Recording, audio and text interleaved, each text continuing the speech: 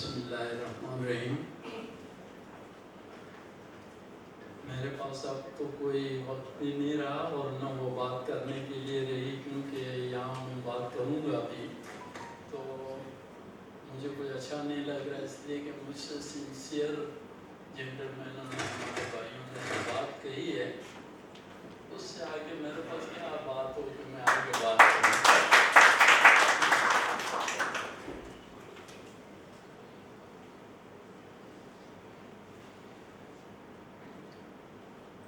Once of all, I am very thankful the Nautical Institute. They invite me as a to address something about the seafarers on the occasion of this day. I am really very glad that I am here with our senior most colleagues and representatives and officers, executive officers also. And when I saw the name of Commander Saab, then I was really very happy that I will learn something today now. So it is very nice to thank you, Commander Saab. Well, what I have to talk here, this is a simple slide I am to present here, but I think mostly the topics and the everything has already explained, more than this explained by the Commander Ubaidullah Sahab. So, but I just want to highlight very few things, and we can say that everybody knows that the world trade is nearly 90% of the world trade by the sea is there. So, and therefore they said that the shipping is the blood of the global economy. This is my dogma. The next thing is there, how many ships, nearly, maybe it is not the correct figure, but I hope it is nearly 50,000 merchant ships trading at the international and they are carrying all kind of the cargo. The world fleet is registered in over 150 countries and manned by over 1 million seafarers of virtually every nationality. Next, please. Now, as the Commander Sahab have already explained, but I got the figures from the research of the ICS, that how many the seafarers estimated there, and these are the figure that you can see the 774,000 are officer and 87 and 873 mostly are the ratings. This is the figure I have mentioned here, and I can say that as the Commander Sahab already explained here, that the Philippines is the largest supplier of the rating, followed by the China, Indonesia, Russia, Federation and Ukraine also. China is the largest supplier of the officers, followed by the Philippines, India, Indonesia and the Russian Federation.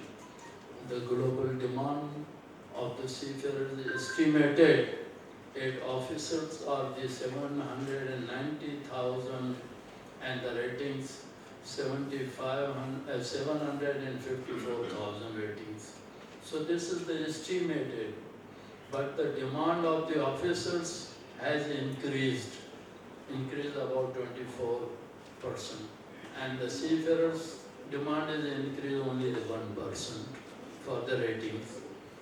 So the demand and supply, if we can go through this chart, then the current supply-demand situation shows the shortage of the about 16,000 officers, and the ratings are surplus.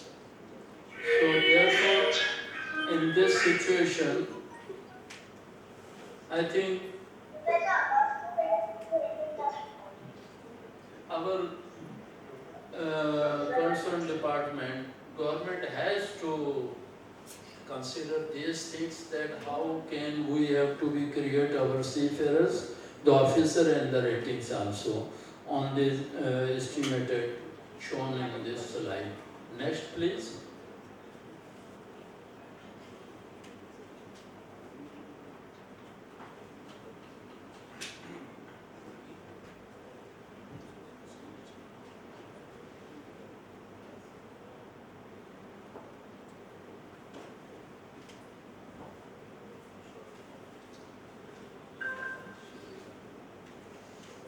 Next, please.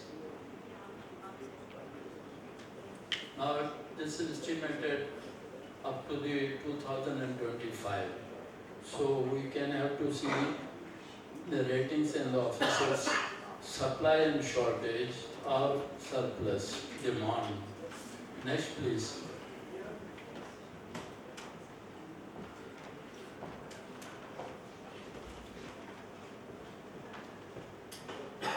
Next. Now, global supply and demand for seafarers, according to the International Chamber of Shipping, officer forecast is to increase steadily. However, the peak of the increase is considered insufficient to meet future demand. The forecast growth in the world merchant fleet over the next 10 years and its anticipation demand for the seafarers will continue to trend of an overall shortage in supply of the officer. Despite improved recruitment, training level and reduction in officers' wastage rate over the past 5 years, future lookout indicates that the industry and the relevant stakeholders should not accept there to be an abundant supply of the qualified and competent seafarers without concerted efforts and the measures to address key manpower issues through promotion of the career at sea, enhancement of the maritime education and training worldwide, addressing the retention of seafarers. Next, please. Now, this is the day of the seafarers, but I want to highlight some concerns with our government's merchant fleet and the government's present, past and future. So Pakistan in 1947, merchant navy was formed and had 4 cargo ships at that time.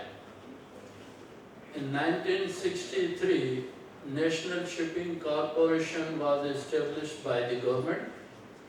The national fleet comprises some 53 vessels owned by the 10 private shipping companies and the National Shipping Corporation at that time. The fleet grew to 71 ships prior to the emergence of the Bangladesh in 1971.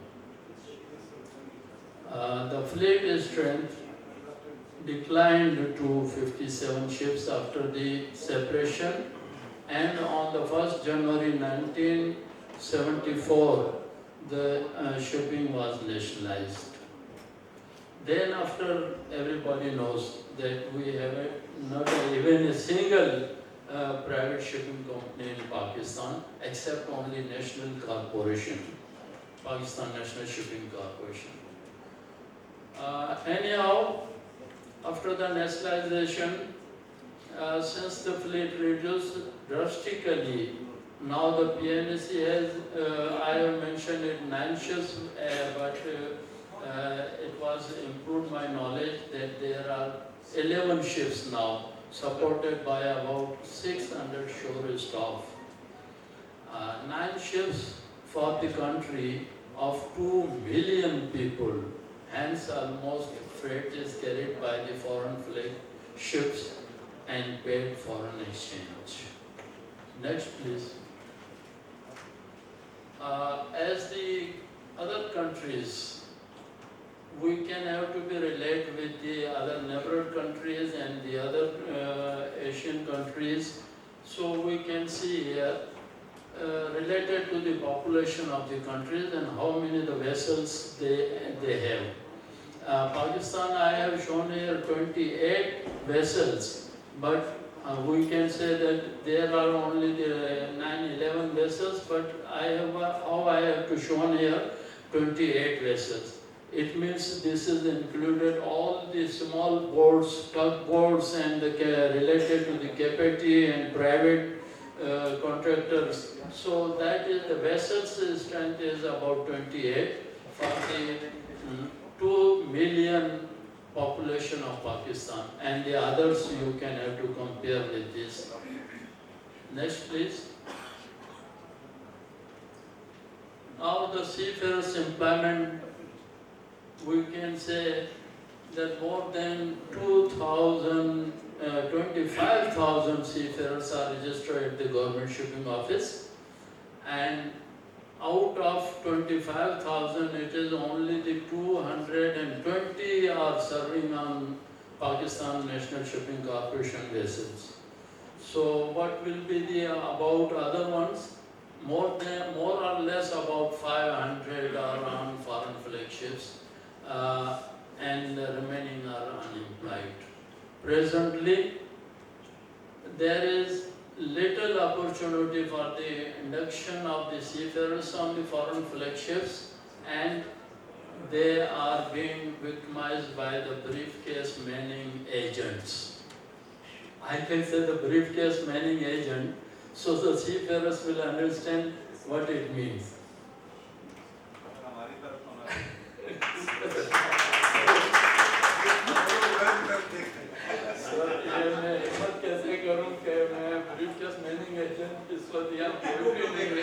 कोई भी नहीं है.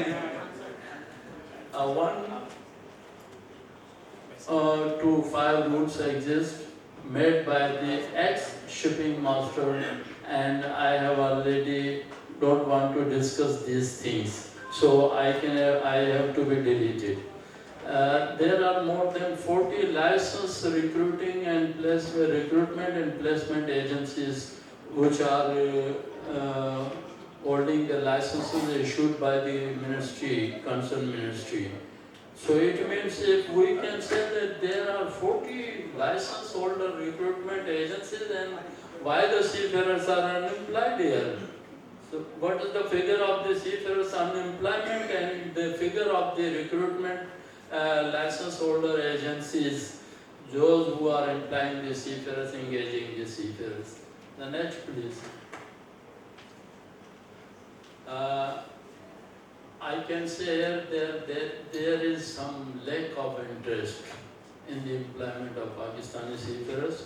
Whose lack of interest? Is the government, concerned ministries and concerned departments also. So now I have got the knowledge about the memorandum of understanding between India and the other foreign countries. So they are Korean, I mean. They have signed a memorandum of understanding for their seafarers' employment. And the Indian seafarers are enjoying their on the foreign flag vessels. So why our minister, why our secretary is concerned, are not thinking about these things, that they will have to be signed any memorandum of understanding or memorandum of agreement for our seafarers' employment? No one. just only they are not thinking about these things. So the Pakistan Ministry of Marine Affairs is unfortunately not addressing this matter of the Memorandum of Understanding at all. Pakistan has not even signed the Maritime Labour Convention MLC as revised. Captain Anwar Shah Sahab and I was. He was the government representative in the delegation of Pakistan to attend the Maritime Labour Convention conferences, and I was the representative of seafarers appointed by the Ministry of Labour. But till 2006, we are shouting, and our colleagues are also reminding the government that if we will not sign the Convention 2006, it means we are lag behind the maritime nations. So we will explain and inform the government revisedly that please kindly think about this, that mostly the countries have signed this convention, ratified this convention. Why? What is the problem for the Pakistan government to ratify this convention? This convention, if we will not ratify, then it means we will not be in the list of the countries. Those countries are benefited from this convention, and our seafarers will lose this convention's benefits. So, it is only the ILO convention, but it is very harmful for us that the merchant shipping ordinance exists in 2001. Till today, there are many sections of this convention have not implemented, and they related to the seafarers and also ship owners and the training institutes also. They will have to be implement the section related to this, and they will have to be make the committees, and they will have to be form the committees, but no one is thinking about this thing since 2001. Then why we will be in the list of the maritime nation? We cannot. We cannot. As a result, Pakistan has kept out the global seafarers' monthly payroll of over $2 billion, although it has 25,000 well-trained and diligent seafarers. But we are losing. And India and other countries, they are gaining the foreign exchange through their seafarers' employment. Thank you very much. And there is something else, but I will have to be only slide, please.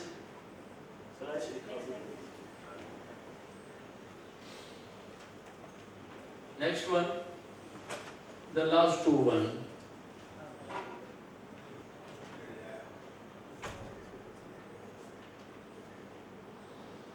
Next, please. Next, please.